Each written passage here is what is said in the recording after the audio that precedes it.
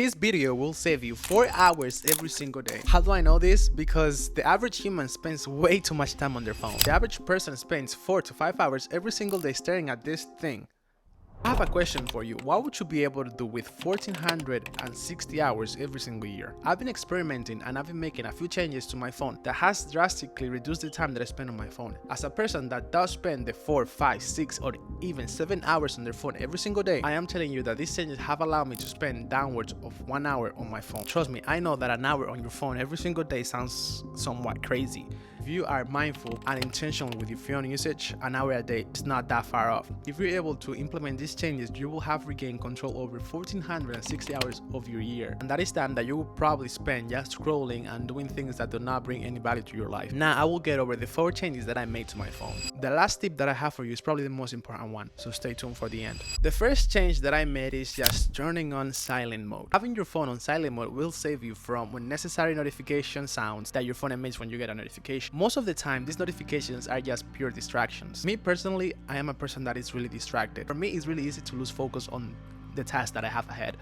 So imagine having your phone in your desk while you're working on something important and having notifications pop up in your phone every 2 to 3 minutes. For me personally, that would be impossible for me to focus on anything. So in order to avoid that, turn on silent mode. The second change that I made to my phone is just deleting social media.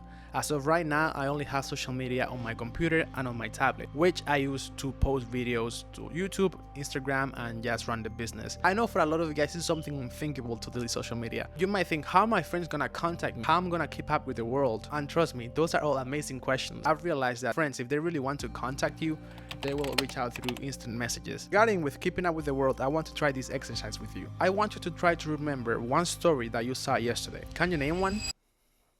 Probably not, right? So the fear that you have of missing out with the world information and just events in people's personal lives isn't justified, because if you're not a person that is an influencer, a person that is trying to grow a following, or a person that has a business that requires social media, so realistically social media does not serve you, and this comes from a person that has struggled with insecurities. Social media is a powerful weapon for the good, but it's also a weapon that is really detrimental if you don't use it in the right way. And I feel like for a lot of you guys, social media, it's not adding any value to your lives. So make a deep analysis and really think if it's necessary in your life, because most likely it's not. And I'm telling you, you will be much better off without it and living your life in a much more mindful and intentional way. Change that I made to my phone is just making it really simple. How can you do this? One of the most efficient things that I found out when making my phone simple is just deleting any applications or any widgets that do not serve me any purpose. When doing this, ask yourself, do I really need this application in a day-to-day basis? If not, delete it. You don't need it. Why have it? The same thing goes with widgets. Most of the time they're just there for the sake of being there.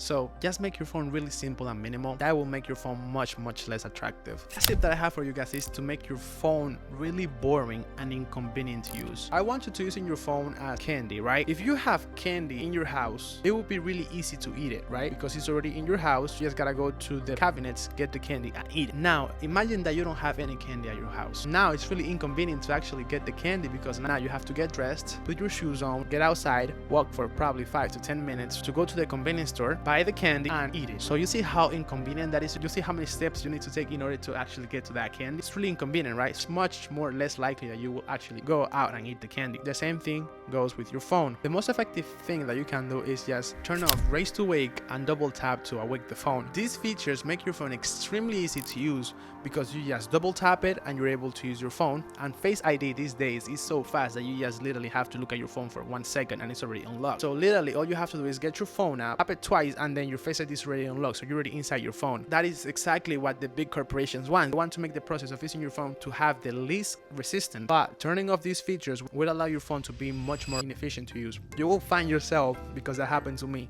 just double tapping your phone randomly to see phone, but you're gonna see that your phone is not gonna turn on, and then you're gonna ask yourself, why did I even try to turn it on in the first place? And that brings me back to the main point, which is just trying to use your phone in the most intentional manner possible. Most of the times we use our phones for no apparent reason. We open up our phones and we don't even know why we opened it in the first place. We go to Instagram, see a random thing, take it off, and then we close it again, and then we open up Instagram again. So what I'm trying to get here is that we need to be as intentional as we possibly can when using your phone. We need to think of our phones as tools rather than an entertainment device. The most effective thing that you can do when making your phone boring is just turning on the grayscale. This is a This is something that a lot of people don't know about their phones that they could do. So accessibility, screen, color filters, and then grayscale. That is something that a lot of people don't know, but it's really gonna make your phone really unattractive. In this world, most phones have a vivid screen with amazing colors that really pop out to the eye. So if you turn all of the colors and just make it black and white, all of that is gonna be gone. So it's gonna immediately feel a lot more boring to use your phone. I had my phone in grayscale for about a month,